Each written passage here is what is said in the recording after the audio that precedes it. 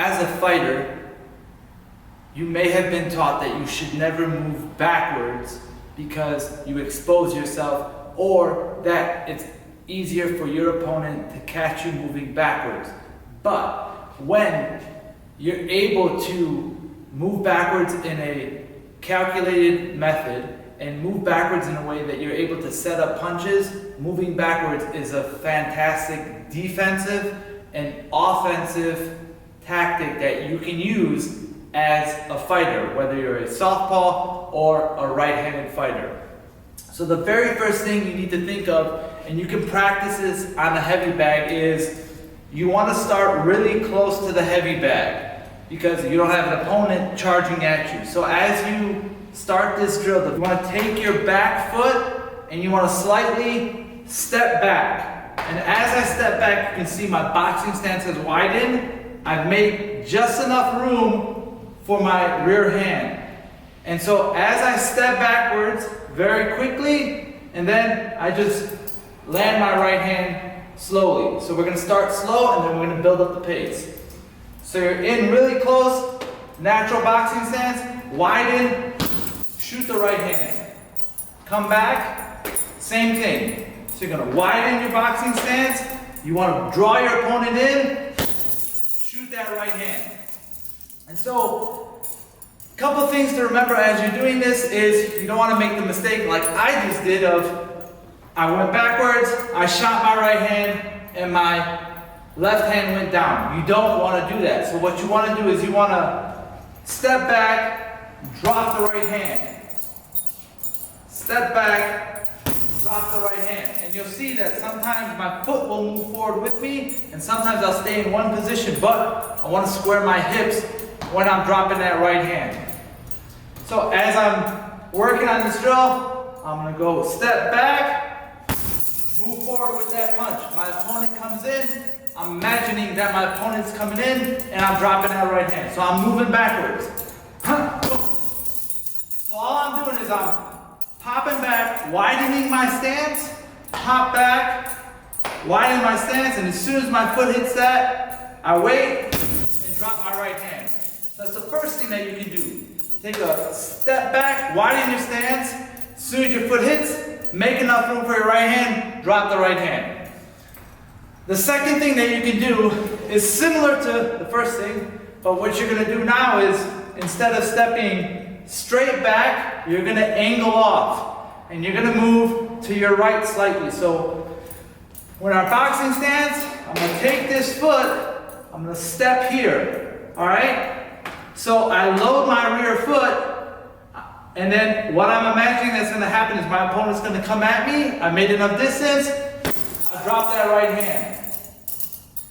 Hips square up, drop that right hand. You'll see that my hips are square. As I drop that right hand, I can come back, get back to my natural boxing stance, or I can just bring my right hand back and then tap a jab out, whatever you want to do. So on this second one, you want to take your right foot, you want to step to the side, create an angle, drop the right hand. Now take your right foot, step, drop the right hand. Step, drop the right hand. So as you step to the side, what you're doing is you're creating a little bit of an angle on your opponent. So you're not moving straight backwards, you're moving to the side. And the reason that you want to move sometimes to the side and create an angle is if your opponent is going to crowd you, all right, and you land this right hand perfectly, what you can do now is your boxing stance is wide, you're here, you can take this foot and you can sweep back coming into a softball stance. It's not an ideal movement, but it's something that you can do because if you're able to land this right hand as your foot is here, you land this right hand, all right? You catch your opponent clean enough. A way that you can move out is basically as you pull this right hand back, you can step back in a softball stance. You're far enough from your opponent that they can't catch you. Move back, take a couple more steps back, or instead of moving backwards, as you switch to softball, you can take a step here and then move out the way. Move off so that you're completely out of the way of your opponent. Yes, it's a dangerous move, but the other thing that you can do on the second movement after you throw that right hand, when you angle off to the side, is this.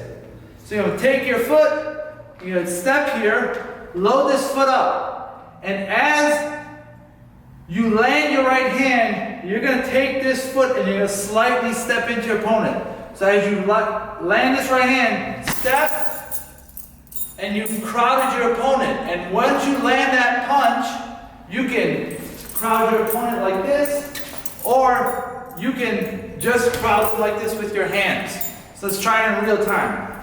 So I'm here, pop back, boom.